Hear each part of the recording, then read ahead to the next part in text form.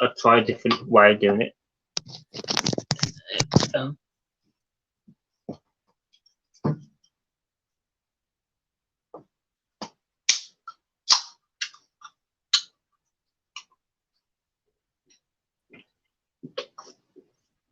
Welcome to the podcast.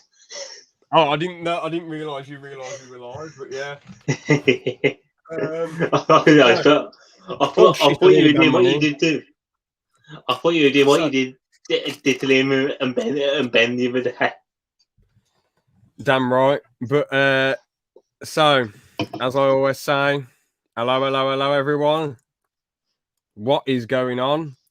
James here, and with me is Mr. GC. Hello there, everybody. And George has the appropriate background, as you can see by the title. Yeah, Doctor Who. Right up there. You got the TARDISes, and then you've got. Well, I've got one right there as well. Yeah, and you've got some. It looks like some tentacles, but it's actually broken TARDISes, isn't it? On the right. It's not broken TARDIS. It's the inside of the 10th Doctor's TARDIS. So what you're seeing is the coral coming down. No, what I mean is, I thought you broke it or something. You said. I broke one to basically rebuild that one, basically. What? Why didn't you just buy the new one? Because that's an original one, that is. From 2005, 2006. Okay. So basically, I found a battered old one of the 10th Doctor one, and I found a battered old one of the 11th Doctor one for about £10. So what I did, I got them, basically used the parts on them to rebuild my original TARDIS, 10th Doctor one, and my original 11th Doctor one, just to make them a little bit better. Mm-hmm. And it worked quite well. Fair enough. So anyway, let's get into it then. So we haven't done this segment for 8 months because I want to explain what happened. So I had a massive hiatus from Doctor Who because of the very average Series 6. And then I watched a bit of Series 7. That Christmas special was like, okay, it's just a very light, simple thing. No, not the snowman one. It was the big wooden one. The one where oh god, yeah, that one. I know the one you mean. Yeah, I know a lot of people don't like it. I didn't mind it. I just sort of took it as what it was, really. I just wasn't really too bothered. It is just a Christmas special in the end, isn't it? Yeah, I'd say it's a bit below average. A bit below average, but nothing bad. Yeah. Pretty decent. Yeah, the Doctor, the Widow, and the Wardrobe, isn't it? Yeah. The bloody the what's his name? But anyway, we already talked about that ages ago. So that was a bit below average. And then Asylum of the Daleks. I mean, that was just awful. I was literally like, what the hell am I watching? And all of IMDb, it's one of my favourites. George loves it for some reason, but I mean, I thought it was the most weird thing ever. I was like, what is this Dalek head penis on? Why have they got dicks on the head, Dalek things on there? What the hell's going on? And then he goes down to the Dalek planet and the microbes, basically. So it's like microorganisms or something like that. I forget the actual name for it. The Dalek at the antibodies. The twist at the end was okay, but the eggs. I was like, what the hell is going on? I know it's meant to be exterminate, but I was like, what am I watching? Yeah, but if you think that, that's the first time Rory had seen a Dalek, so he didn't know what he was going to say. Well, he'd probably die of laughter because it was ridiculous. Yeah. And then the ending where they forget everything and then it's never brought up again. I was like, this is bollocks. This is shit. I think what I like about it is the Daleks themselves.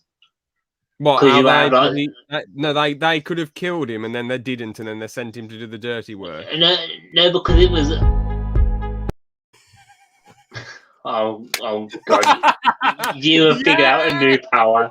Yes, you figured out a new power. No need to kick George anymore. Well, no, go on, sorry. That didn't even warrant. That was just me being a twat. That didn't even warrant. So basically, what I like about it is you can see that all the old Daleks. So you got the old special weapons Dalek with its massive gun. Got the old Genesis Daleks, some original silver and blue Daleks there, and I think that's what I like about it. Just seeing all the old Daleks put down there, and they've all gone insane, basically. Do you love the fan service of it? I do love a bit of fan service, I've got to admit. Fair enough. So, what was I going to say about? But overall, I found it a bit total bag of arse, really. Oh no! Oh, for God's sake! George, distract everyone. I've got to do something. Oh no! Right. Oh no! Oh, what have you done? It's like a weird. I've got to catch this beetle again, but it's like hanging upside down. This is really hard to do. Oh no! Oh, for pity's sake! For pity's sake! For pity's sake!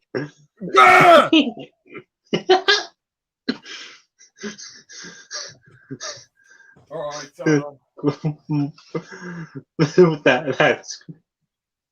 That's scream. I was trying to distract people then, so here's the second Doctor TARDIS to keep it interest. It's got a white front to it. It's got black on the sides and back. They are bastards, man. Like, what is their problem? Like, hanging on the... They're making it more difficult for me to kill them. They're adapting. Like, they were literally... They were like on the bottom... upgrading themselves. Curtain fabric like this. How am I supposed to catch that in a toilet paper and kill it? Ridiculous. Bastards. What I would do if I was you is get a Pringles can. That isn't a bad idea. Pop up in there like that. Yeah, that isn't a bad idea. Yeah. I just can't wait for next stream and you got one just sitting next to you ready. Yeah, that'd be amazing. But anyway, what the hell was I saying about? I just found it shit, but I suppose you enjoy the fan service and that's each to their own. I do enjoy the fan service. Anyway, what did you think of the Oswin reveal? That was the bit that I found all right, but everything else I just found dog shit and difficult to watch. I thought, why have the Daleks got a loony bin? This is ridiculous. This is just a joke. Yeah. What am I watching? If this was in Series 6, I wouldn't be anywhere near as annoyed, but because I went through a whole series of averageness and ups and downs, and then this, it's like for God's sake. Yeah. But anyway. I don't like... I can't tell if I like it or don't like it. How the Daleks are scared to go down there themselves, so want to send their greatest enemy down there, being the Doctor.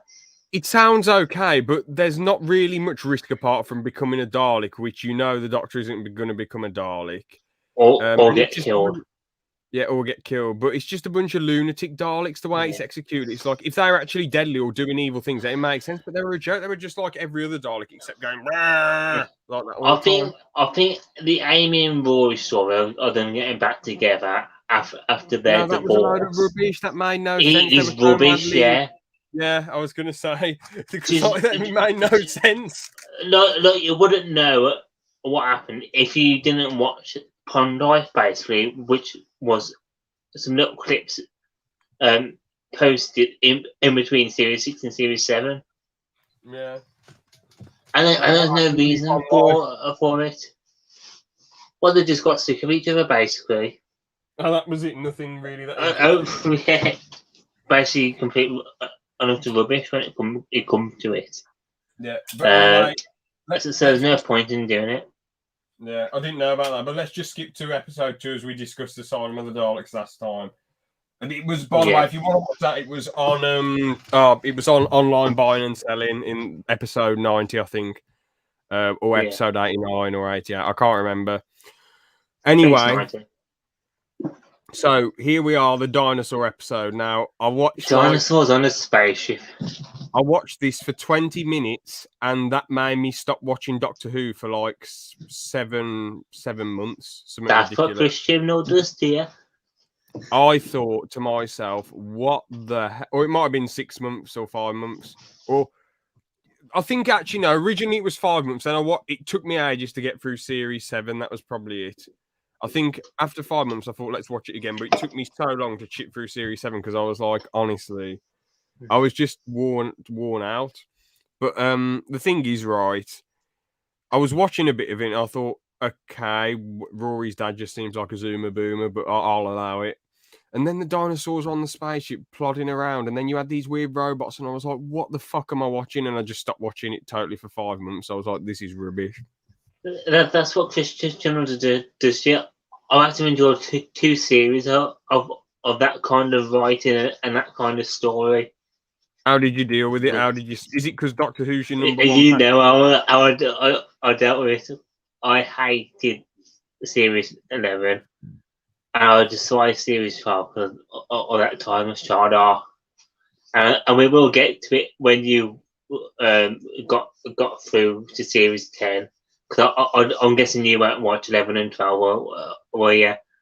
I'll see how I feel. If series 8, 9, and 10 is really difficult, if it's how Aaron is depicting it, I'll probably stop watching around series 9 and just skip to the finale. Don't start watching a series 9 because then you'll miss a really good series being series 10, and that is a very, very good series. If it's bollocks, I'll just skip to series 10 then. Yeah.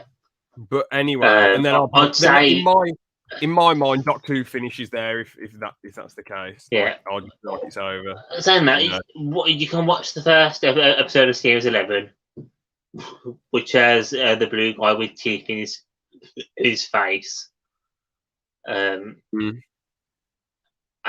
you can watch at the end of series 11, then just try and trundle your way through series 12. Because that's got some good stories, but the time of trial just ruins it, basically. That's a damn shame. And there's a fantastic reveal in series 12. And it's in the same episode as Joe Martin becoming the Doctor, basically. But we'll get onto that when it comes to it, won't we? Yeah. Yeah. Jonathan's on his space.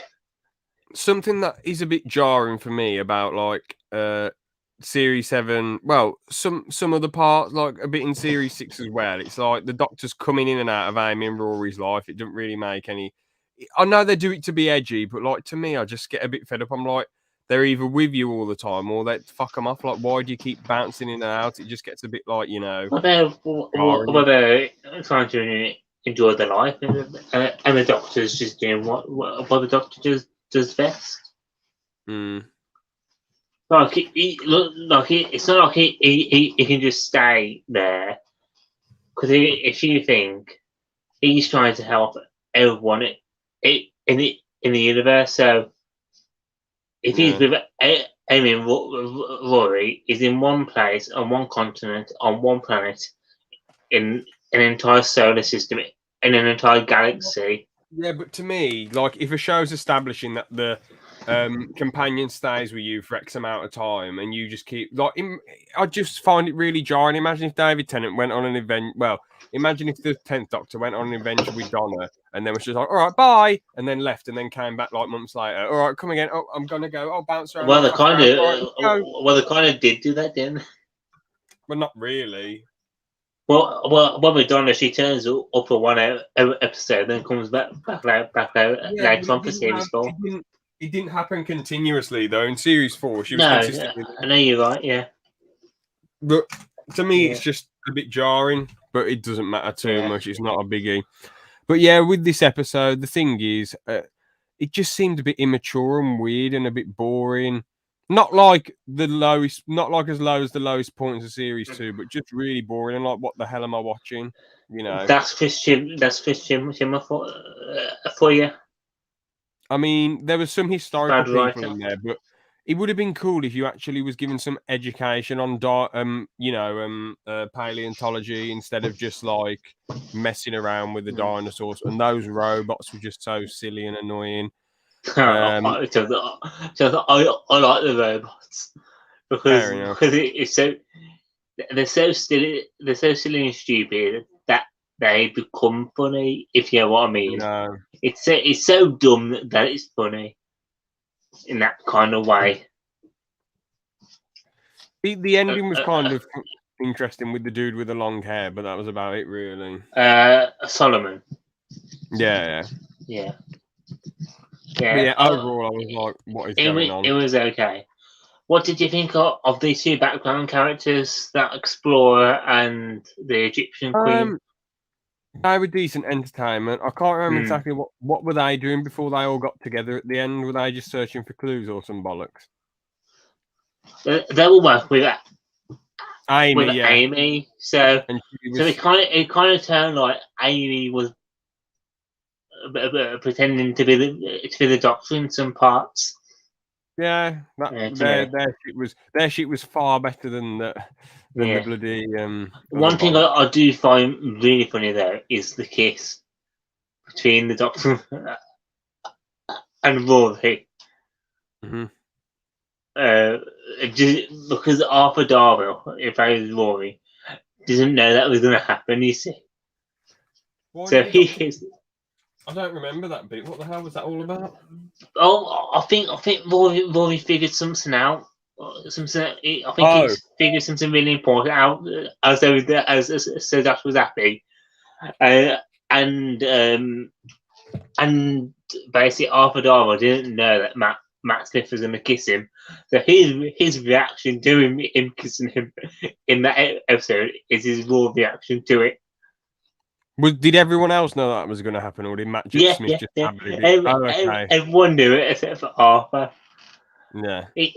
And he found it funny himself after, because I think it's later on in the series he does it back to Matt.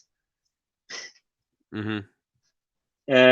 But yeah, it's an okay story at best. Mm-hmm. It's not one that you go back to watch. I mean, I thought it was bollocks, but each to their own. So now we have. Still, I was trying to be very nice to it, but you're completely right. Okay. It's absolutely drivel. Now we have a good one, in my opinion. Nothing great, nothing. I know you think it's quite great, but I think it's good. It's good. Nothing outstanding. Cold War. No. A Town Called Mercy. Oh, yeah. So, the thing is, it's not like a lot of other Doctor Who episodes, is it? It's not like mad, crazy CGI or bloody things flying around, and it's a Western. And Doctor Who, I don't remember them ever doing anything like this before. Pretty much. I don't think they have, no. The main dude in it is built up as like, I can't remember his name, but he's pissed off because the little guy with the weird stuff. The gun guy. That's the gunslinger. Yeah, so the gunslinger's pissed off because this Pete from Gavin and Stacey helped people kill his family and everyone. So this guy's like, you've got to. And he's the one who made the gunslinger who he was, wasn't he? Oh yeah, he experimented on him. Didn't he? Yeah. I did find it funny how you couldn't take the episode seriously because of him being from Gavin and Stacey. Yeah, so no, but you've seen the things that I've sent you that he does in the show. I have, yeah. It might not be your cup of tea, but when he says like Michael Shipman. Well, I could definitely see it when you sent it to me. I see why he's going to do it. And then he says, "Do you think I'm a good-looking man?" And it's like, how am I supposed to take this man? He showed up in what's that film, 1917? He showed up in that, and I was like, what is he doing here? The problem is, some people do just end up like getting. I know he's not typecast, but in my head, he is typecast as like a comedy guy because I just can't take him seriously at all in this. He's doing his best. He's trying, but subjectively, I can't take him seriously. But objectively, he does a pretty good job. He does, yeah. Matt Smith nearly gets taken out at the start unkilled, which is pretty crazy. Sadly, as it's been a bit of time since I've watched it, what actually happens at the end then? I know the bloke gets in the ship and blows himself up, but what actually happens? He blows himself up, and it ends up with the gunslinger becoming the sheriff of the town and basically protecting the people inside the town. Yeah. Well, I think that's quite a nice ending to it. Yeah. And Quite it is told through the perspective of the little girl that's in the town, all grown up, basically. Yeah. Which I think that's quite a nice sort of detail, because Stephen Moffat always loved to do little bits and pieces like that.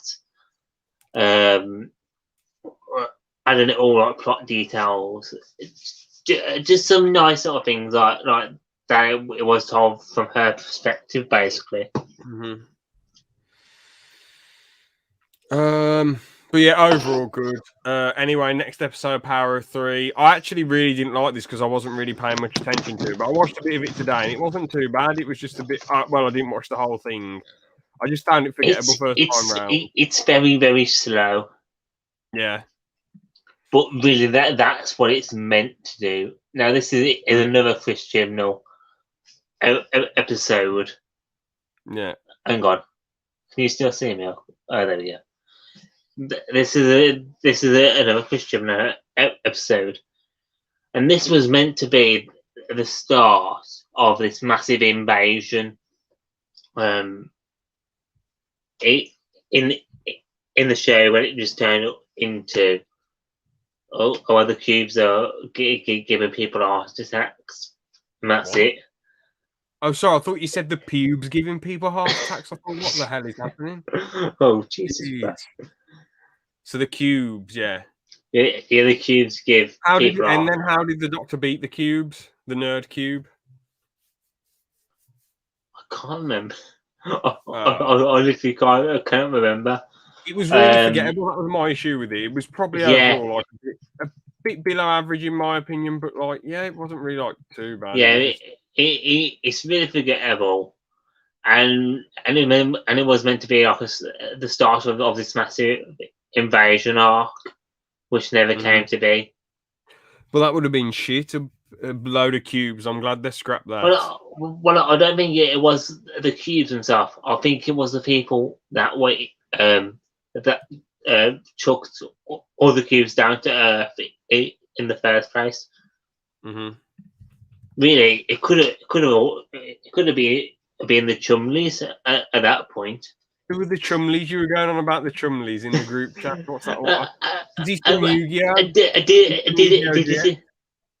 No, the Chumleys are from the first Doctor's era. I put a picture in chat. I don't know if you saw it. No. Have a quick look and you'll see what they look like. This is the only Chumley in my opinion. But here we go. The Chumleys will make the come out. Yu-Gi-Oh! GX. There we go. This is the main. I've never ever seen him. This is the main Chumley in my opinion. Anyway, let's move on to a very, very good episode. Nothing special. Actually, no, it is a bit actually. It's very, very, very good. The stuff with the book was really interesting in my opinion. That was really cool. I was reading the book at the start and it's simultaneously happening to Rory in the present. Then Rory ends up going back in time and they're reading throughout the whole book. Then he's like, no, don't check the book. Don't check the book. I really like that, how they're looking at the book all the time. Whose book was it? I have no idea which one you're talking about. Angels Take Manhattan. At the start, they're looking at the book. Don't you remember? Maybe, hang on. Oh, sorry, yeah. So I'm thinking of episodes past that. I'm thinking 7B episodes. But yeah, Angel Take Manhattan. Very emotional, I think. Yeah, definitely. Yeah. Actually, no, I'll say it's a great episode because the thing is they do some amazing things. They look that the angels get even more expanded because they actually steal people's lives. They put them in a bed and steal all their energy, which is really deep and interesting and sad. Really, they're just someone's stuck in a bed for their whole life. And their energy's being fed into an angel. That's pretty grim. Can I tell you the thing that I despise about this episode? Go on. The Weeping Angel, Statue of Liberty. Oh, he didn't bother me too much. It was just there to scare everyone. No, but in New York, and if the Weeping Angel and if the Statue of Liberty is walking about, are people going to look at it, and does that mean that it can't move? It must have just teleported because it's so big and everything else is so small around it. I don't know. It's just one of them things, isn't it, when it comes to it? Yeah. I think the main thing... It's like I'll go to something in Series 12 again. The doctor's in jail, and there's a Weeping Angel then they're next to her. Oh. Now there's cameras looking down at the prison. Now, if you remember from Series 5 or Series 6, when Amy gets the Weeping Angel stuck in her eye from the TV screen, that should have been the same with those cameras. Yeah. So the Weeping Angel should have been able to escape. Maybe. But it's like little plot details like that. That's what makes it weird for me with the Statue of Liberty being a Weeping Angel. Even though it's quite a cool effect. Hey up, Aaron's here. Right. George, admit you're Chris Chibnall in disguise. It is true, George. You are. I think Aaron's no, because I wouldn't do such a. Yeah. I wouldn't do such.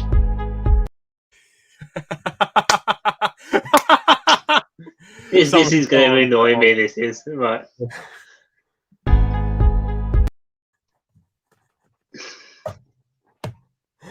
Go on. No more. What are you going to do again for a second? So basically, what I was saying is, I'm kind of, I'm expecting it now. So what I was saying, I wouldn't, if I was Christian in this, I wouldn't do something so stupid to the show. That's all I was saying. So you wouldn't fuck everything up then? Yes. I'd actually care about the show and like him. So you think he's just doing it for a quick paycheck? Oh, of course he is.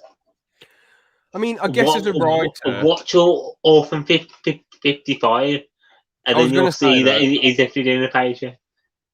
I was going to say, if you're a writer and you're not confident in your capabilities and you've landed feet first into a phenomenal big franchise that is guaranteed to get watched every year, that isn't going to end anytime soon unless it really goes down the shitter, you're probably just going to milk those teats as much as possible, aren't you, really? Yeah, well, apparently as much as possible. Keep milking it until you've ruined it and the cow dies.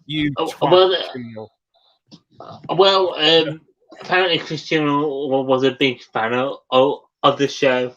Okay. And I don't know if you'll be able to find this, but there's a clip when he was around our age, when not Tom Baker, Colin Baker was the doctor, and he's basically saying that the series was bad.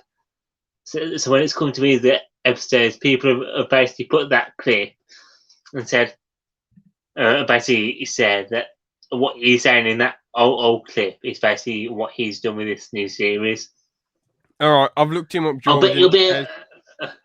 It says he wrote Christian Grace. Yes, he did. He's actually wrote some good stuff, George. Yeah, he wrote some good stuff, but he's a bad. Badly with Doctor Who then? Because it's a different genre. Like if you think Broadchurch, you think Doctor Who. You've seen my writing. I'm no Chris Chibnall, but I'm really good at adapting Doctor Who type writing and all this stuff. Our series is better than what he's done. Look up on YouTube right now. Old Chris Chibnall Doctor Who. I'll do it after the podcast, but but I was think to play it now because it literally. No, I don't want to get copyrighted. Well, you wouldn't. BBC politics, yeah. And well, he is. But the thing is, if he should try and do one then and write other stuff. If he's a good writer who can write other stuff good, he should move on, shouldn't he? Look for Christian. All right. If Aaron wants to do it, I'll do it. Let's look for the Christian video. I was gonna say it literally said it could have been old Christian or Doctor Who clip. If you get the share screen up, I can show you which one it is. Hold on. Or to put Christian, it should have been slightly better written. Right, now let's see. Just a joke. It's kind of an underwhelming vid. Oh, I'll leave it then. All right, forget it then. Oh, no, come on. You've already got it up now, so. Well, if it's underwhelming, what the bloody hell's the point? It's not though, because it literally defines his era of the show from his own words. This is derailing everything, George. Not really, because it's still Doctor Who related. This is going to be a bit rubbish. Excuse me. All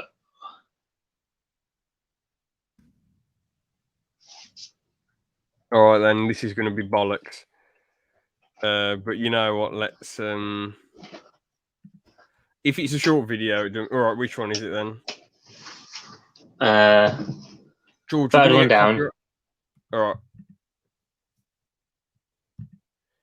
If we get copyrighted for this, George, I'm never looking up a video you recommend again. Well, better. Hang on. It could have been better. It could have been slightly better written, especially the last story. Well, not only that, but it was also very cliched. It was very routine, running up and down corridors and silly monsters. What? That's a little too routine Doctor Who. Very much what the audience is expecting. It's not really very challenging for them to watch. Well, it was very. I mean, the story itself has been done in a different way in the past few years. Very much a whodunit on board a space liner, and a very traditional sort of thing that people would expect Doctor Who to fall into. But I still felt that story was fairly boring. And was this like one of the best things ever? He's literally describing his own series. No, but I mean the stuff he was describing, the stuff he was criticising, was it actually good? Well, let's just say it's better than what he is. But I suppose you can't predict the future. It's easy for... I guess it's easy for him to... No, but that was a big thing at the time, because that's just before the show was cancelled, basically. But it literally defines his own era from the exact same way as he's saying. Yeah. But I think we should get back to the reviews now. So overall, and the main thing that really shocked me, because I was discussing with a friend of mine who works at the BBC about this. You know him, George. I can say his first name. Good old Owen. So I was discussing with Owen. I was like, I was quite shocked about this. I thought they'd be there till the end of the series. I thought Amy and Rory's deaths would be this massive battle, and like it'd be to do with the crack in Amy's room at the start of series 5, blah blah blah blah. But he was like, he was like, it's pretty cool the way you went into it, because most people at the time knew that they were going to leave halfway through. So it's really cool that you you watched it like this, because it was a shocker to you. And I was like, yeah, it was a big shocker. I thought, are they actually dead? And I looked it up and I was like, so that's her official death? Bloody hell. Yeah, it is, yeah. So I think that's why it's so emotional, because it's so quick and so sudden. Yeah. That you have to try and process it. Same with Rory. Like really, they could have just gone without Rory and left him basically in the past, but they didn't, and Amy went with him. Yeah. I mean, the thing is, right, it shows that they've grown up and matured. You sort of think to yourself, why are they even still travelling with the Doctor? Isn't this like a young person's game or something? Like, why are they even still bothered?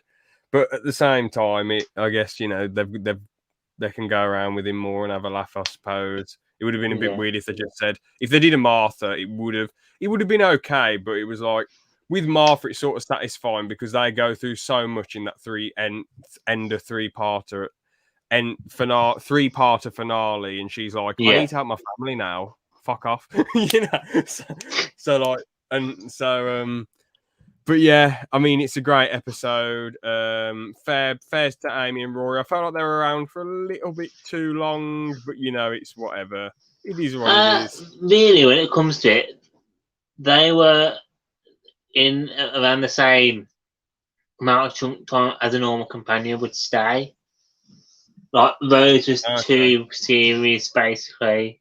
Oh, hold on, George.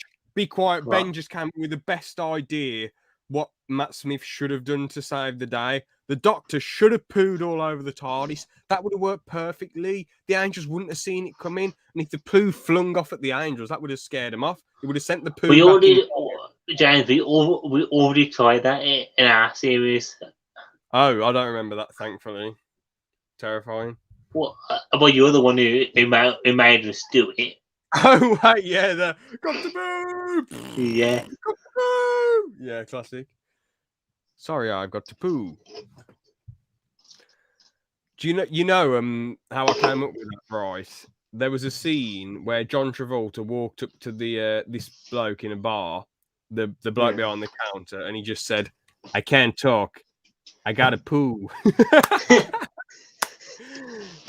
And the film was called, what's it called? The Fanatic. Fred Durst, the lead singer of Limp Bizkit, directed it. It's one of like the worst films ever. Funny though. There's a scene where John Travolta goes, "London is right over there. The Beatles are here. The Beatles are here." In an English accent. It was very unique. What else did he do in it? He was he said, "I want to." No, actually, no. This is a conversation for another time.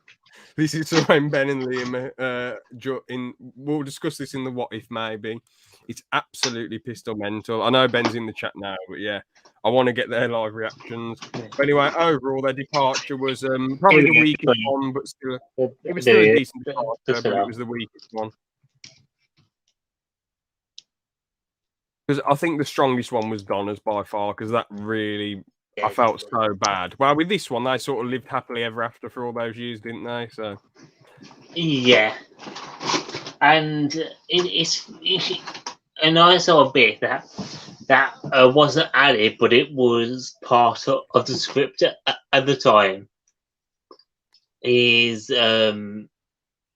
Rory's dad is at home. And a guy comes to the door and gives him a letter. See you later, Rory. Thanks for coming in. And gives him a letter off Rory. And that is their son. And that's Amy and Rory's son coming to visit Rory's dad. Wait, when's this, sorry? This was meant to be part of the story, but it didn't get it in it, but it was basically a board, those drawing boards that they do. Yeah, it's basically one of them, and it was uploaded to the Doctor Who channel. So technically, that's canon now. Okay. Which I think would have been nice if they actually put that in the story itself. Because it gives his character closure as well. And with the Doctor Who lockdown stuff, you had all the Doctor Who cast and old companions and new companions, old Doctors and new Doctors, all basically making these little bits for the whole Doctor Who lockdown when that first happened. Because the whole community was a part of that, and Arthur Darvill did a bit as well, and he dressed up like he was in the 70s that's when they get flashed back to, and it's basically him catching up on everything that's happened. and it's quite a nice little bit to add. Yeah. But yeah, want to move on to the next episode?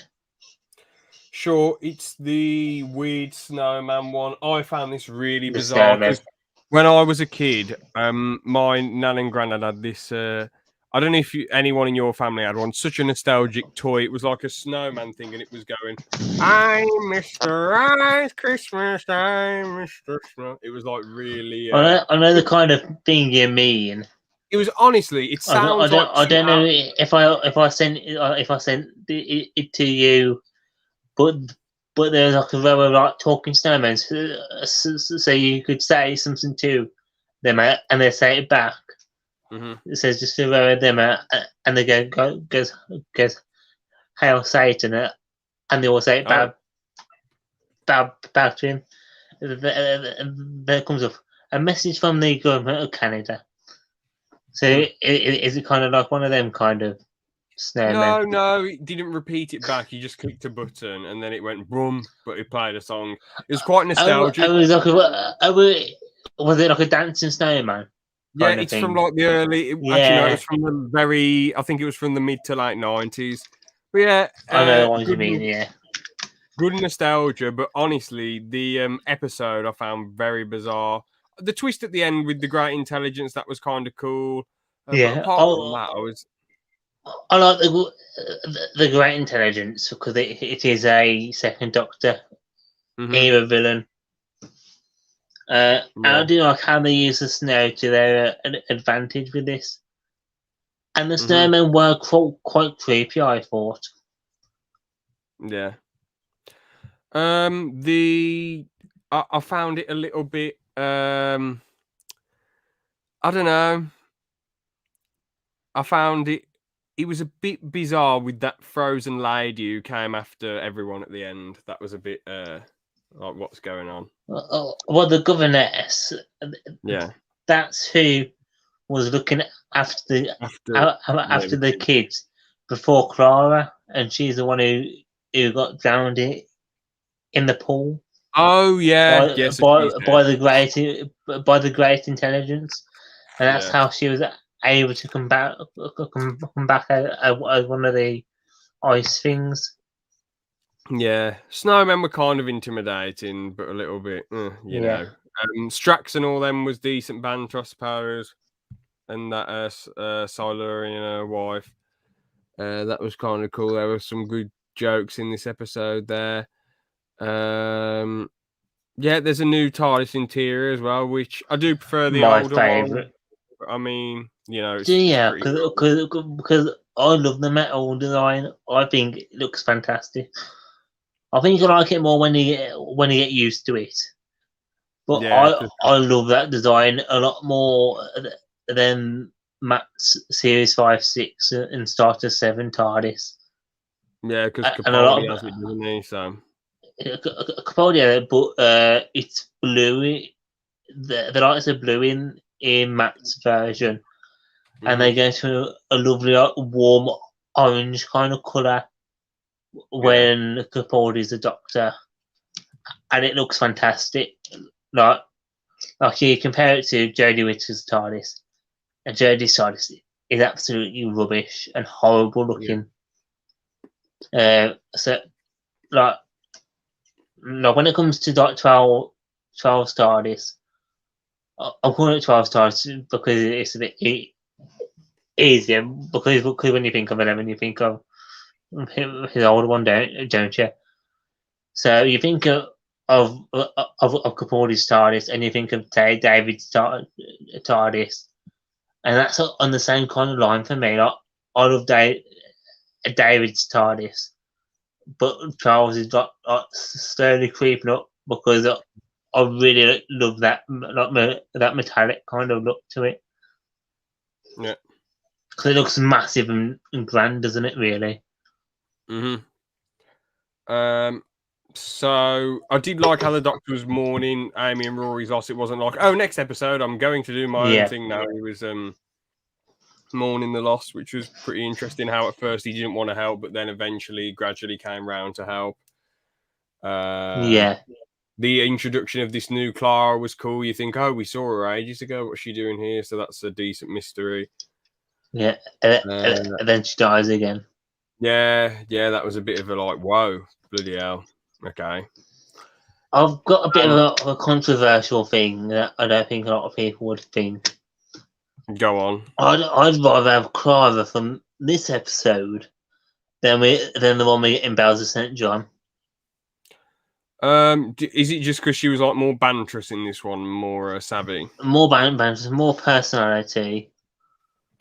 And you actually get a nice start to their like, kind of relationship. But when it comes to Bowser St. John, Clara, it's straight in there like this is like big one inside. Yeah, it is, yeah. And they go straight into it, and you think, well, you've basically just redone the whole thing, but lamer. Why couldn't you have just kept that version of Clara? Because you didn't really need to go back and do this one. Yeah, it did seem. I guess they were just trying to build up to something. That's all it was, really. Yeah, well, they were, weren't they, when it comes to the end of the series? But she still should have. But apparently, she's not the best actress, Jenna Coleman. But you know, I think she's a good actress. I think she's a bit weird with fans, though. Oh, what does she do when fans approach her? Well, I don't think she's that nice because I think she had one try and hold her hand once or something like that. And what did they have problems really... with a regular guy? Well, I don't know. Oh. I don't know. There could be like Vicky Bell, for all I know.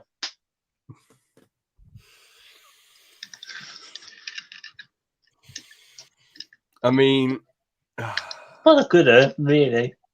No, the thing is, you wouldn't hold a celebrity's hand. I'm sorry, you just wouldn't. You know, it's very. I'm not saying she should get angry.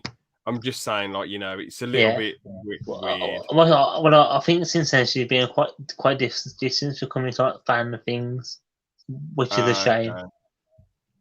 Because I'm the Doctor Ricky fan. I'm not being funny, but like you're a Doctor. Wait, did you say you're a Doctor Who Ricky fan? No, I said. No wonder she's like that. If there's people like the Doctor Who Ricky fan. Oh, sorry. I thought you were saying you. No, I'm not. I'm not a fan of Ricky.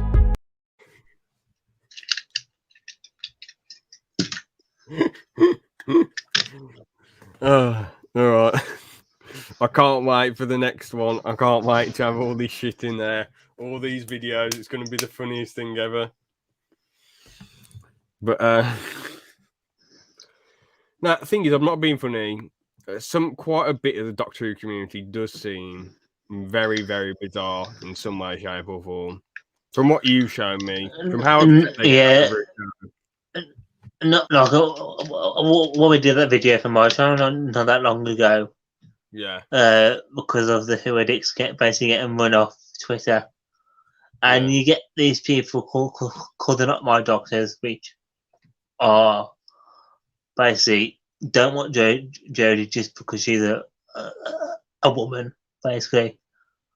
Well, I don't really mind that there's a woman playing the doctor now. When she was first announced, I was really angry about it. But really, if they cast someone like Jodie Comer as the Doctor, I'd be happy with that because I know she's a good actress, basically. Because I don't know if you watched Killing Eve. No. Well, she was basically the Russian killer in that, and she was very, very good. And she would be a good doctor. Mm-hmm. And I think Jodie would be good if she didn't have Chris Chibnall writing for her. Because I've seen some of her things in Broadchurch when I've looked it up, and she's not that bad. It's just the way she's been written. Yeah. Anyway, So the next episode is the Bells of St. John. It was a bit interesting how that old lady's, taking orders from somebody else, but then we don't really get much of an expansion who he actually is in the end. Doesn't he just like kill her and run off? No, he wipes a memory, then runs off. No. What does he do? Well, the doctor does that. No, I swear she thinks she's a little kid or something. Yeah, well, that's the doctor. Because she's What being happened- brain. Because she's What being happened to the bloke brain. on the computer? That's the great intelligence. That is the same guy That's you him saw. again. That's the great Yes. intelligence again, fucking with everything. Bloody hell. What? Yeah. Wait, he was in the episode before. What's he doing back so quickly? Because it was leading up to name of the doctor. I didn't realise it was a great intelligence. I should have been paying more Yeah, attention. yeah, but because he turns up there, and after the doctors basically helped her out by stopping her memory, and that's when you find out that she was basically abducted by the great intelligence as a child, and that's how long that she's been brainwashed basically for like 50 years. Yeah, Quite a shame. But yeah, so what they do, they hack into people's Wi-Fi and they slap them on a computer, don't they? How does the doctor get Clara out at the end? The spinning heads. Spinning heads? What does that Spoon mean? heads. What does that mean? Well, the big robots that have the spoons as heads. But how did that actually get her out of the computer? I think the doctor just reverses everything. Oh, okay. So everyone gets free from the computer then? Basically, yeah. Except because she gets sucked into the computer and she's like, "Let me out!" Yeah. And then everything just goes tits up. Honestly, I can't remember loads from it. Because I think it was... that's why he had the helmet on when he was riding up the side of the shard. Yeah. So he put her. So when it turns out the doctor's a spoonhead, he puts her memory in there.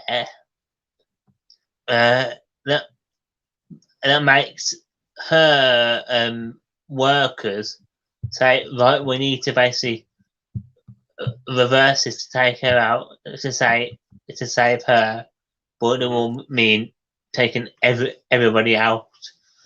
That's really and good. putting them back where they were. What did you think of this version of Clara? And I will say these as well, but I won't go into detail because I don't like these characters at all. And Angie and Archie. They're the people she looks after, aren't they? Yeah, they're the kids.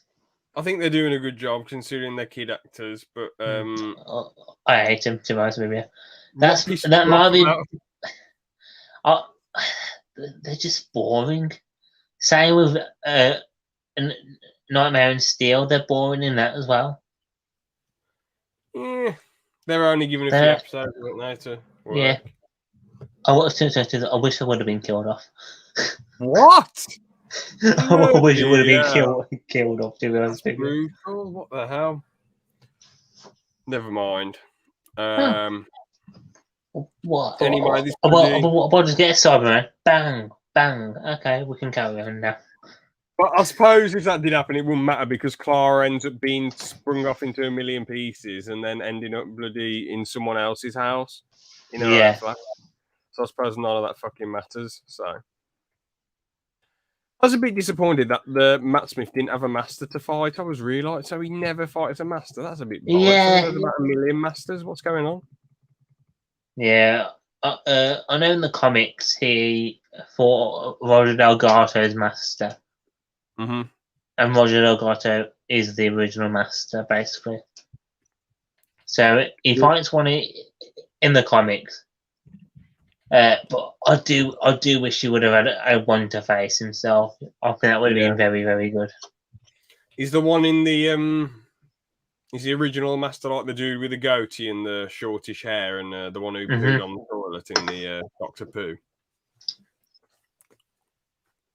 I don't you remember that Doctor Pooh? What I showed you. I remember. I don't remember him pooing. He does. The Doctor says, "I need a ship now," and then he opens. I think it is him. But he would have played the Master longer, but he died in a brutal car crash. Oh, being the only one that died. That's really grim. Unfortunately, and that next week he wasn't going to film a Doctor episode, but he never got done because he passed away. That is really sad. I can't believe that. So what was his name? Roger Delgado.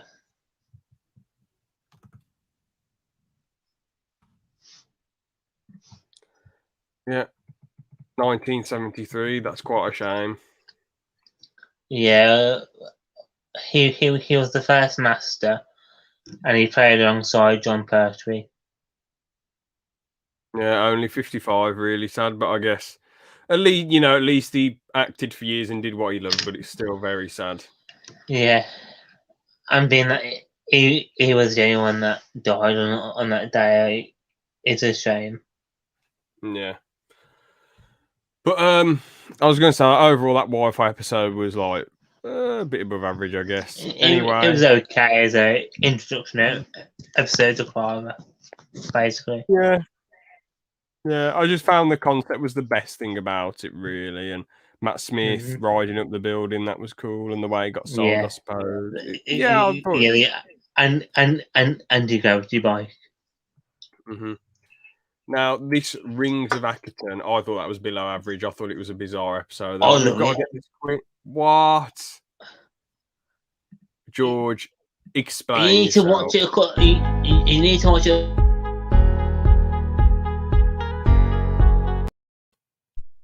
Go on. It's in the story. God's sake. Sorry, go on. This is more annoying than being kicked out.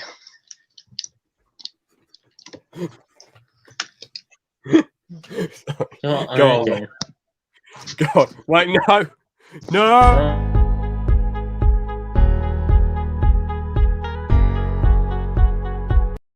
Go on then. Hang on. All right, we're skipping this because it's a shit episode. Rings of Akaton. No. You need to watch it a couple times to get it. Because it's more of a message, basically. I'm being that the planet was alive, and basically sucked off the energy of all them people for years and years. I know that might sound wrong out of context, but I'm basically saying what it was. No, but the only way the Doctor beat him was because the planet couldn't handle the Doctor's thoughts, wasn't it? Yeah, because that thing had been sucking on people's thoughts for years. So we already had a Star as a villain in 42, and that was far better than this. This was just like it was too much build-up and not enough like payoff. I've heard a lot of theories that they might be the same son, basically. Well, still a bag of arse anyway. Found that absolutely rubbish. I enjoy it, and that song's great. What? The Doctor's speech was.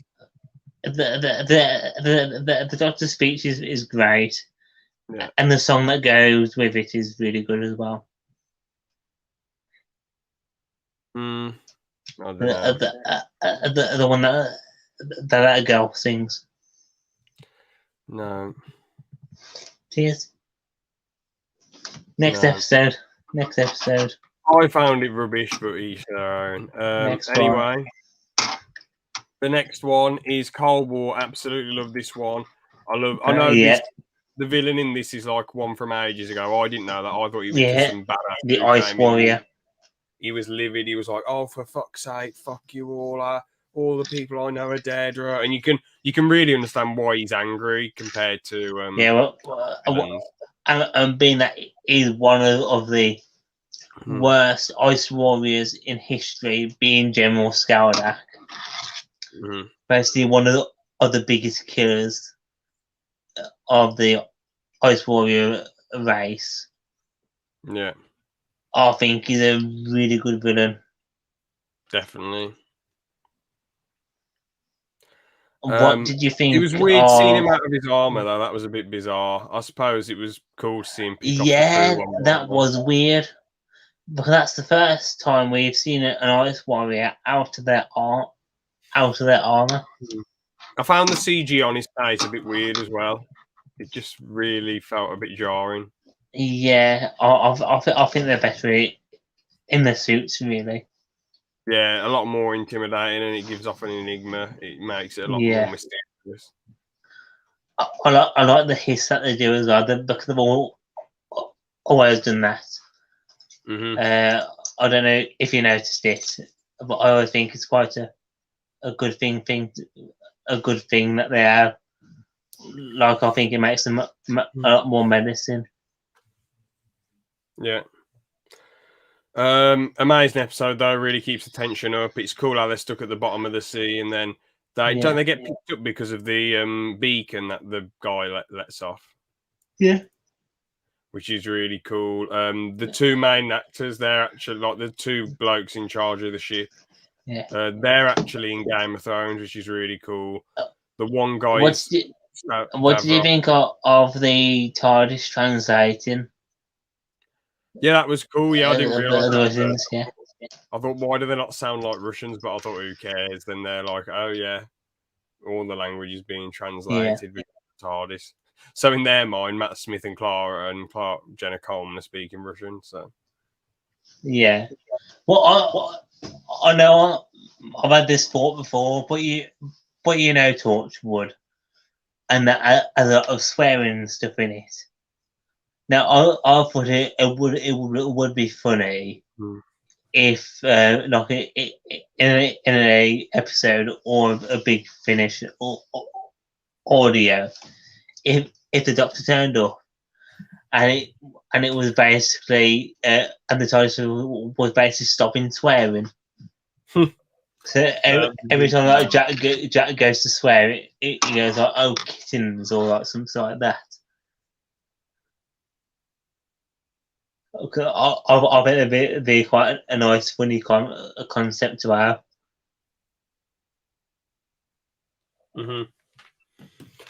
But yeah, I think this episode is one of the best of this series. It also ends really well. How he's about to launch the nuke and create a massive war, but then eventually he turns around and he's like, "Do I really want to do this to everyone else?" No. Yeah, definitely. They didn't do anything to deserve it. So just going back to the start of the episode when the Ice Warrior is first revealed, and he smashes through the ice and grabs the janitor. I think that's an awesome looking scene, because it just shows how powerful he is. That how he just breaks through the ice and grabs the person, basically. Yeah. Well, we haven't got a proper Ice Warrior figure of him. And we've only got him in 3.5 again. Well, yeah. Another great episode there.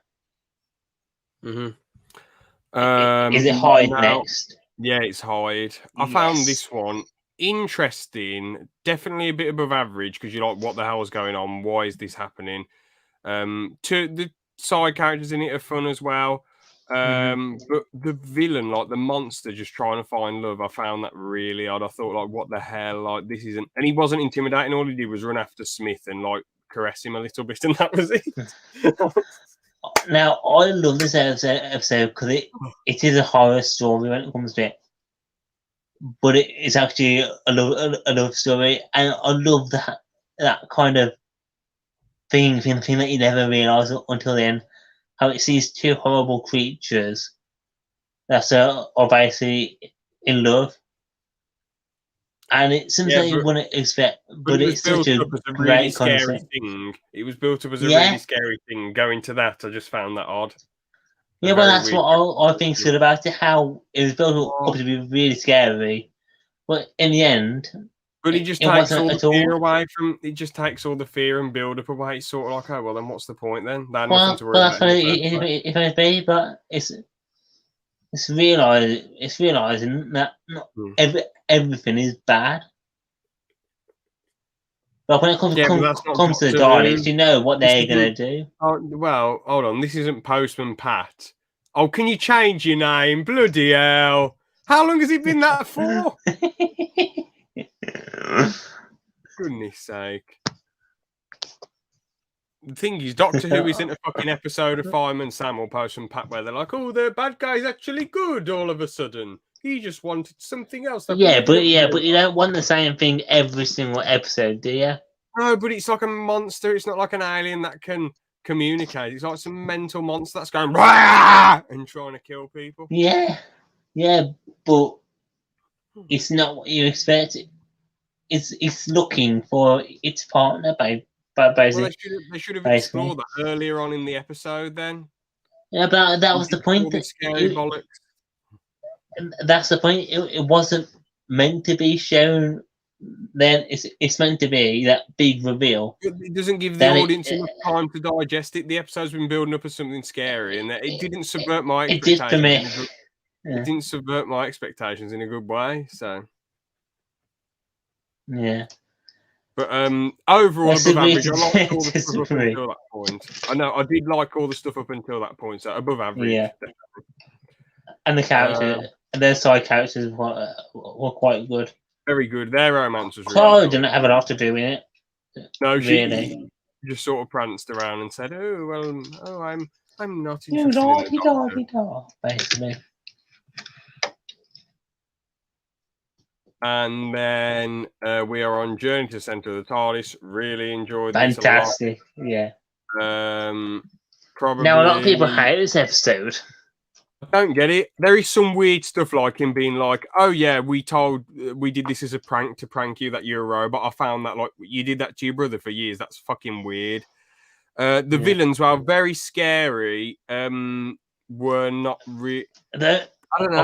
I think those zombies were just there to be a threat, basically, to make them a threat.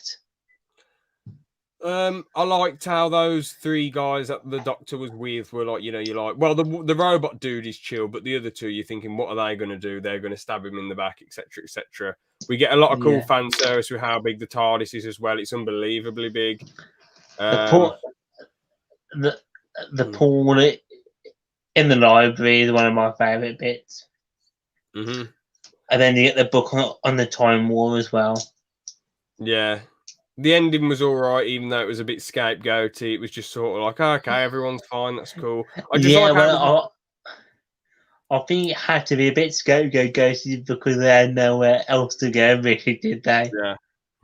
The scene where Matt Smith's like, why'd you keep showing up? That was acted really well. It feels like for a lot of Series 6 and 7, Matt Smith acted very over the top and kooky for no reason. It felt a bit forced. Yeah. But in Series 5, he acted more appropriate. I think with this series, I like that is more dark. Yeah. Yeah, but he still acts a bit over the top and daft sometimes. Of course, yeah. But yeah, overall, I like how there's a lot of tension in this episode. It's the objective of going to get Clara, saving Clara, etc., etc. Very fun, and the fan service I love. Yeah. So. And how the TARDIS is basically working against them. Yeah. Like, I know it's basically protocols it, and it's trying to stop itself from dying, basically. Mm-hmm.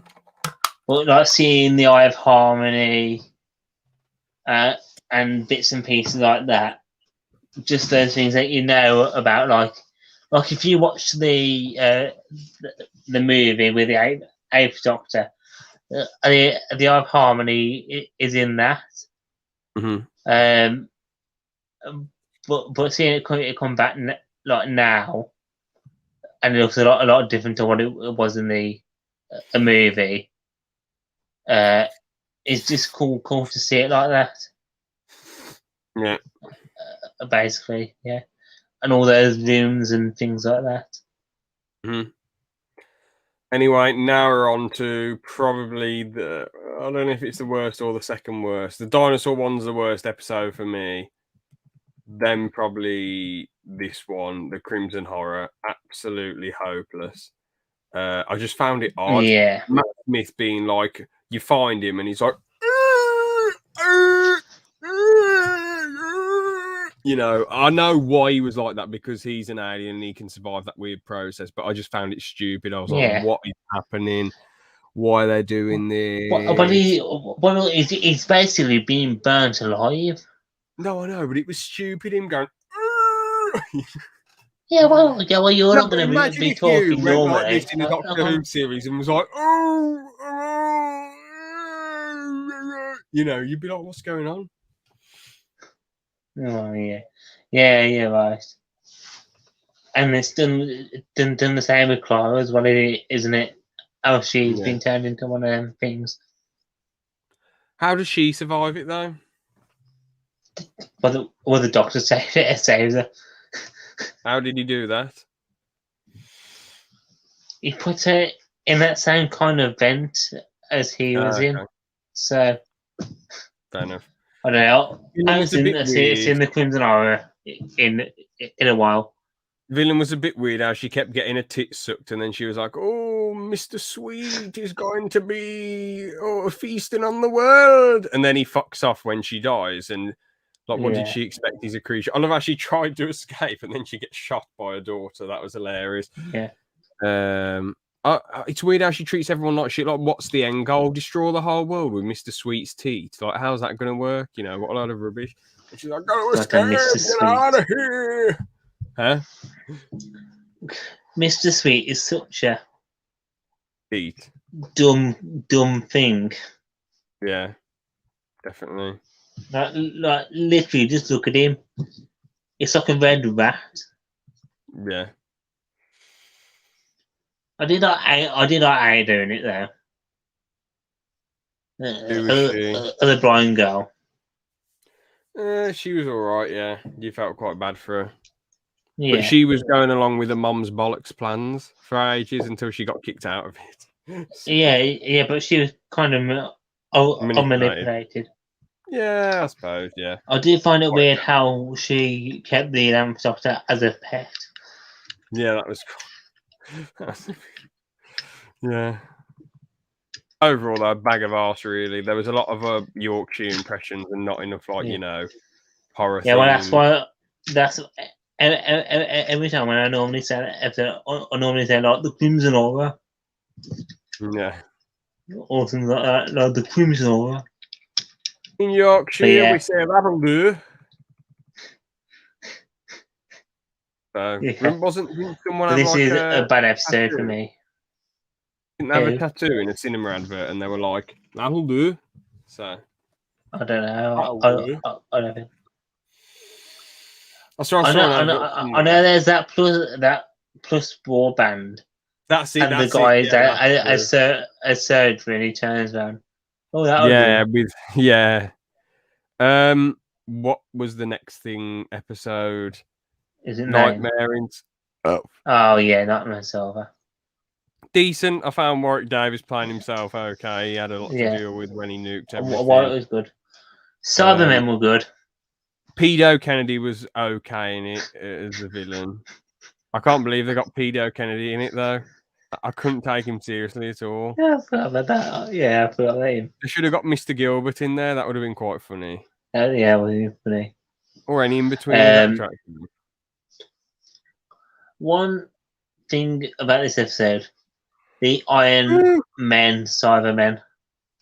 What, do you not like him? If you look at those versions of the Cybermen, they're too robotic, and they look so much like Iron Man. With like the smooth head, the arc reactor in the middle, the ab kind of layout. It's literally a Cyberman Iron Man at that point. I sort of liked how there were so many of them that could teleport all over the gaff. I like how Yeah. Clara took charge. She was more Yeah. interested in this one. The chess game, playing the good guy and the bad guy, that was hilarious. And the chess game. I like the chess game. I just think these Cybermen were a bit too overpowered. Like going from the Cybus ones to these ones, how water can't affect them, and they're really fast, and they're very, very robotic, where they can take off the head and put it down, so they can attack from somewhere else. They were just a bit too robotic for me. Yeah, fair enough. Overall, I'd say a smidge below average, maybe. I don't know. It was meh, I'd say. Fair enough. Next we have an episode which I'm not really that fussed about. It's above average, I'd say. But everyone loves it. The Name of the Doctor. I mean, first off, we don't even get this episode. We don't even get his fucking name in it, which is absolutely stupid. Of course, you're not going to get his name in it. No, but like, come on, that's clickbait. You should get his name. No, it's not, because it's about his name. Hold on, no, but we should get his name. It's about the Doctor's name. No, he should get his name. All right then, we should get his name. Okay, well done. You predicted it. No. So the thing is, right, I like how it gets built up as, oh shit, bloody hell, the Doctor dies here. Fucking hell. Yeah. Jeez, man, that's scary. And then I do like, when the fall, when the TARDIS falls to the ground. Can't remember that bit, sadly. Well, when they go to Trenzor itself, the TARDIS basically shuts everything down except for the anti-grav, and so the Doctor turns off, and they fall down to the surface of Trenzor, and there's a lovely effect. Can you? So I was gonna say. No, I'll put it in the private chat. Oh, thank you for stop doing that. Thank you. I was gonna put it in the private chat too. I've just been something. I'll move. I didn't mean that. Sorry. I've just been something. Anyway, so there is good build up. Actually, no, I'd say this is a very good episode. Fuck, when I said it's above average, that's bollocks. It's very above average, but I didn't like the villains in it. I thought they were weird. I didn't like the Great Intelligence coming back. I thought that was nice. I think the Whispermen are quite creepy, and I like that. But they didn't really do much apart from like fart about. Yeah, but they're still quite creepy looking things. They just look a bit like a gimmicky version of the Silence. Yeah, kind of. I mean, the writing was good. The River song. Actually, no, this episode was very good because I was like, whoa, we could see River this whole time, and they were like, what the hell is going on? I didn't mind the Silurian, her wife, and Strax coming back so often, but I just wish that they would have had, I don't know, like, with reoccurring characters, like, keep bringing back 3 characters all the time, unless it's a proper companions or a companion's family. I don't really see the point. But I suppose they were more entertaining than Clara's families, so I guess. Yeah. What are you going to do? One thing I do like about it, how the TARDIS is basically grown bigger because of the big on the inside leaking out. And that's why it's grown so massive. Yeah. And then we get to like the timeline bit. Where basically Clara's the one who saves the Doctor every she time. wasn't. What did you think of that then? Do you think it makes him look a bit useless, or do you think it was a cool twist? I like the twist, but it should have been that Clara saves him every single time. Well, the thing is, he does come back and save her, doesn't she? So, doesn't he? I mean, Yeah. So basically, yeah. Well, when you say it like that, that kind of means that the Doctor's saving himself. So yeah. it kind of works itself back into line. And then we see the War Doctor at the end, which was really interesting. Yeah. No, that was a massive reveal at the time. That was, and I think John Hurt was ace casting for that. He did a really good job. Yeah. Overall, very good. Good twist at the end. Then we see John Hurt at the end. We're like, whoa. Let's talk. Yeah. I don't want to do legit or a bit or anything else now. I just want to end it with a review. No, I know we've been going on for so long. We'll do all the other shit in the next review. What if? Yeah. But, I think we rambled on for quite a long time. So 2 episodes left. 50th anniversary time. So with the 50th anniversary, the Doctor, is chilling out. Well, not chilling out, sorry, he's quite... Actually, can you take it away? I feel a bit tired. All right, so 50th anniversary. The Doctor's waiting for Clara. Clara turns up because she's working at Cardell School. That's where we get the first reference to where Susan, the Doctor's granddaughter, was at in the first episode, the Unearthly Child. And then we get to basically the painting girlfriend falls down more. Yeah, I remember now. Yeah, the Doctor gets called in for a mission. That's it. Yeah. Yeah. And he's like, hanging on to the. And he's hanging off the TARDIS by the Brigadier's daughter, who's now head of unit, which is another nice reference to Classic Who. The Brigadier? The Brigadier was the guy in charge of unit before she was. Okay, did he get killed or something then? No, he's just got old. He just got older over the years, and he was in the Sarah Jane Adventures, but he died in 2012, 2011, 2012. He died, and they paid homage to him in one of the episodes. But he was a massive part of Classic Who, being part of Doctor Who since the second Doctor to the 7th Doctor, basically. And he was in the Sarah Jane Adventures as well for an episode or two. But she's basically meant to be his daughter, and she's the one who's basically taken out every unit and doing the same job as what he did. Yeah. So you have that, the painting with the Zygons in it. The Zygons return for the first time since Classic Who, and then you have David's return as the Doctor, which I think is really good.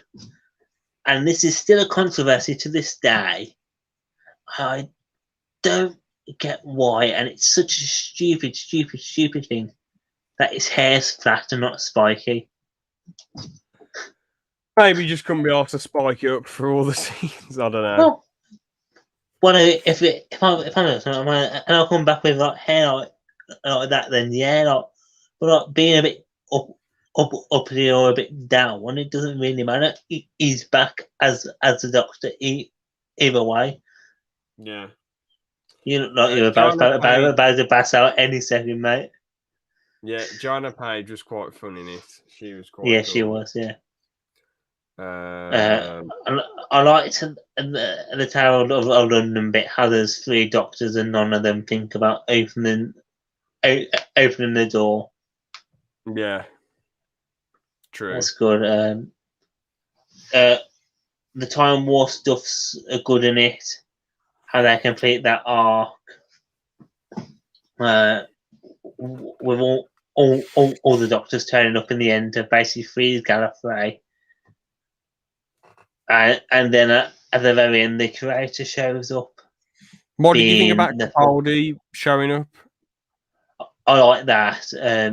Was you really shocked at the time? No, so yeah, definitely, because we knew he had been announced. That was the first time we saw him. Yeah. And then we get that line. No, so not 12, all 13, and that's where we see a Capaldi show. But in the written novel that Stephen Moffat wrote for this, I could probably go into the Time Lord's room, the room that all the Time Lords are in, where they're planning their attacks. In the book, Capaldi's Doctor shows up there, and he's the one who basically takes all that out, while the other Doctors are sorting out freezing and Gallifrey. So I think it's things like that, and as well, it's mentioned that the first Doctor and the second Doctor are colourblind. So that's why it was black and white back in the 60s, and so things like that. Yeah, that's interesting. Yeah, last thing, I don't want to stand this on. There is a scene where the 10th Doctor and River Song are taking a bath together. That's, yeah. When the hell did that happen? I can't remember that. In the novel. Oh, in the novel? I thought you meant in the actual episode. No, and it is a scene. I know we can't say that. I know we can't say the word on novel. There's a scene where the 10th Doctor and the River do share a bit of Doctor Who novel. No, David Tennant and River Song. Okay, fair enough. Yeah. So David Tennant shags River Song. Right, but he met her at the library. So So where did they find a bath in the library? George, this has no consistency at all. No, I think but the novel isn't really canon. So in the library, they just found a bath. The TV version's canon. The novel's not really canon. Okay then. Anyway, yeah, this is probably the first. I like how they brought Billie Piper back into it, because I thought they're just going to somehow rip her out of that other dimension and slap her into this dimension for some reason. But no, it's just the bomb being Billie Piper, which was interesting. A future companion for John Hurt. It's cool how we see John Hurt transform into Eccleston. I like how, they all figure out, they all turn those weird big fat monsters. The weird Zygon. Yeah, the Zygon. They make the Zygon and the unit people forget who they are, and then they're like, "No, stop the bomb!" At the last seconds. That was really interesting. Cancel the detonation. Yeah. And in the end, it's cool how they, freeze everything in the pictures. It's like it all goes around in a circle back to the start. So that was quite cool. It's probably we haven't mentioned though. What is Night of the Doctor? No, we'll mention that in a sec, but I just want to say, the Doctor is the first episode since the first two parts of Series 6 that I have been very hooked in. So good. He did a good job at doing that. Yeah. Yes, like the finale. Honestly, this didn't feel like a finale, or this just felt like an odd fan fiction to me. I know we missed a bit. We missed the 5-minute episode with Night. The 5-minute special. Now, I'll mention this because I know. So go on then. We haven't seen Paul McGann.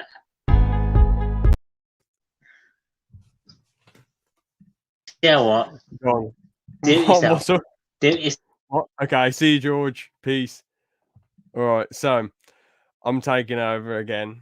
So what was I going to say? Oh, yeah, so in the Night of the Doctor, you see this geezer with really long hair, and you're like, who the bloody hell's this geezer?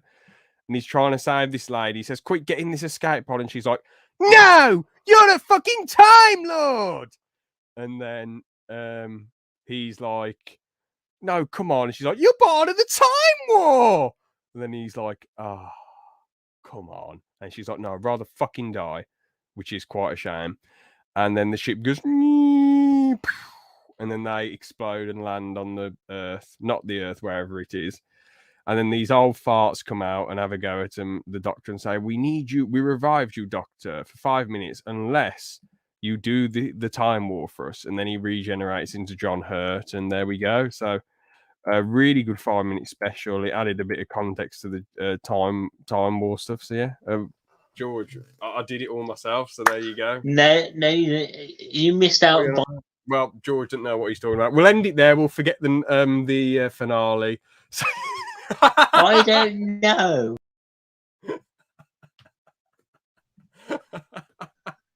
You're telling me that I don't know about this, right? Okay, so we haven't seen Paul. Well, we haven't seen Paul McGann since 1996 when he played the Eighth Doctor in the TV movie. So now it cuts to him just before the Time War, or just as the Time War is starting, and he's basically a part of it. And as James says, Cass doesn't want to go in the TARDIS, so they both basically crash onto Khan. And Khan is quite a big part of the Doctor Who universe, because they're the only ones that have basically figured out how to use Time Lord regenerative abilities. That's how they can give the Doctor everything, like man or woman, civil or war or warrior. Mm-hmm. They made him into a warrior, didn't they? Young got old, and he chose warrior. Yeah, and I do like when he does turn it into John Hurt, that they show a young version of John Hurt in the mirror, and it is a young version of him. Interesting. But then when we get to the 50th, we do see him regenerated into the Ninth Doctor, so that fits that massive chunk of timeline. Yeah. So finale time. Yeah, overall though, yeah, that was a good 5-minute special. But yeah, the finale just felt like some bizarre fanfic. It didn't feel like a finale that much. It was just odd. I was like, what is going on? So you've got all these different villains showing up for fan service. Then you got this queen who's like, "Oh, Doctor, blah blah blah blah blah." Then he gets sent down to this planet. Not a queen.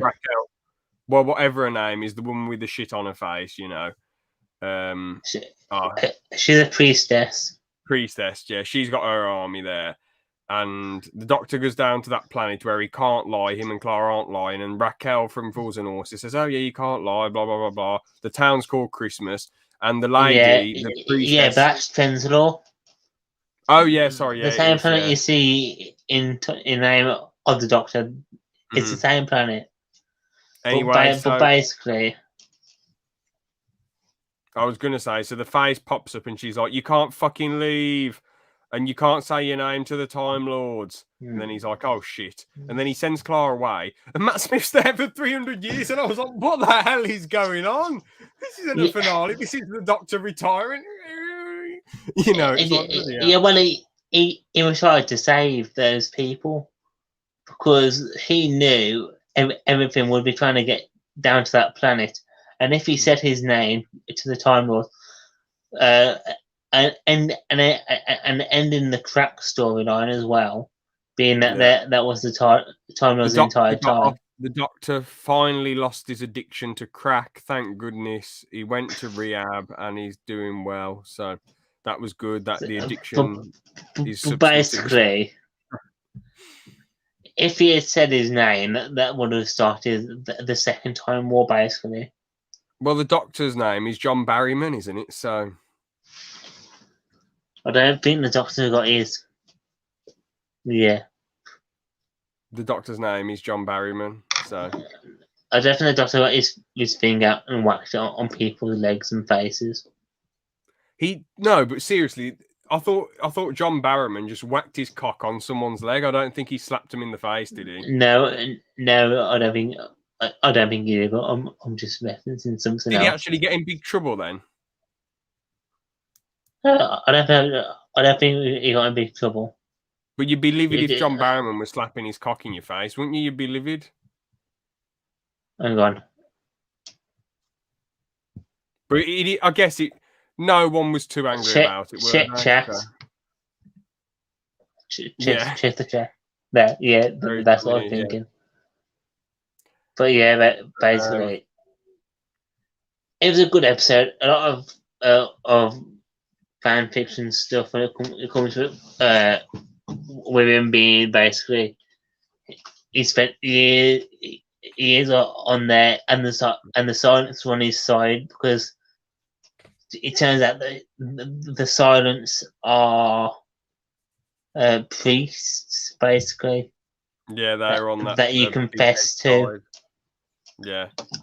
What did you think of the Silence Daleks?